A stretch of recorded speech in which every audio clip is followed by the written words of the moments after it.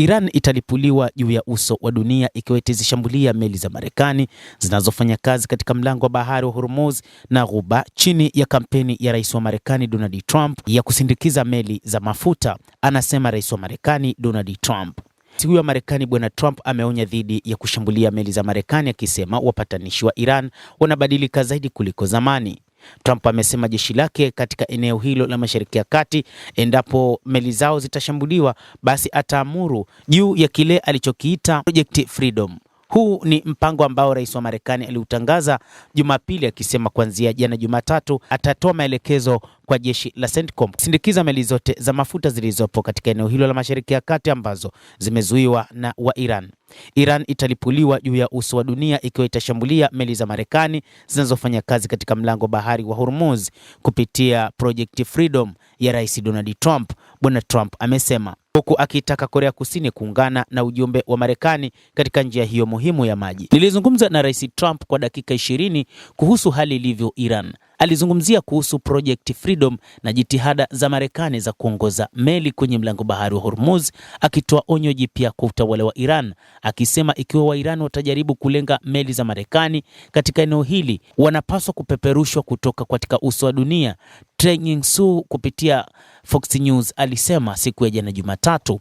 Hapo awali kamandi ya Marekani ya CENTCOM ilisema waharibifu wake wa makombora kwa sasa wanafanya kazi katika Ghuba baada ya kuvuka mlango bahari wa Hormuz kurejesha uhuru wa usafiri wa meli za kibiashara kupitia mlango bahari wa Hormuz. Trump pia aliambia kwamba wa Iran ni waliobadilika zaidi kuliko walivyokuwa huko nyuma. Rais huyo pia aliambia Fox News kwamba jeshi la Marekani katika eneo hilo linaendelea kuwepo. Tuna silaha nyingi na risasi katika daraja la juu zaidi kuliko tulivyokuwa nazo hapo awali, Trump alisema kinukuliwa, akisema zaidi kwamba tuna vifaa bora zaidi. Tuna bezi hizi kote ulimwenguni, zote zimejaa vifaa. Tunaweza kutumia vitu hivyo vyote na tutavihitaji ikiwa tutavihitaji, alisema rais huyo wa Marekani wakati akionya juu ya kufanya shambulizi dhidi ya Jamhuri ya Kiislamu ya Iran kutokana na kile alichosema kwamba endapo jeshi lao litaamua kuendelea kuzuia meli za mafuta na kushambulia meli za Marekani za CENTCOM zilizopo katika eneo hilo la Mashariki ya Kati katika mpango wa Project Freedom aliotangaza rais huyo wa Marekani mnamo siku ya Jumapili, mpango ambao ulianza kufanya kazi siku ya Jumatatu. Wakati huu eneo la Mashariki ya Kati linaonekana kubadilika tena kutokana na mashambulizi yaliyoshuhudiwa siku ya jana Jumatatu kutokana na kile rais wa Marekani Donald Trump alichokiita Project Freedom, kwa maana kutumia meli za kivita za Marekani ili kusindikiza meli za mafuta zilizokwama katika mlango wa bahari wa Hormuz.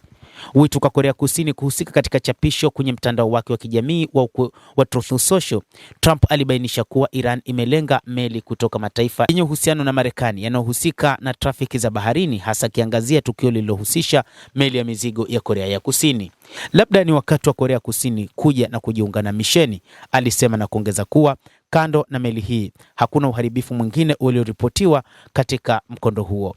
Trump alipongeza kuwa waziri wa ulinzi Pete Hegseth atafanya mkutano na waandishi wa habari siku ya leo Jumanne na mwenyekiti wa wakuu wa pamoja wa wafanyakazi, kwa maana mkuu wa jeshi Dan Kane. Hapo awali CENTCOM ilisema waharibifu wa makombora ya kuongozwa na jeshi la wanamaji wa Marekani wanafanya kazi katika Ghuba baada ya kuvuka mlango bahari wa Hormuz kurejesha Project Freedom na kuhakikisha usafiri wa meli za kibiashara kupita mlango bahari wa Hormuz. Televisheni ya taifa ya Iran ilisema mapema Jumatatu kwamba jeshi la wanamaji la nchi hiyo lilirusha makombora, roketi na ndege zisizokuwa na rubani karibu na waharibifu wa Marekani waliokuwa wakipita kwenye mkondo huo kwa kile alichokiita kama risasi za onyo.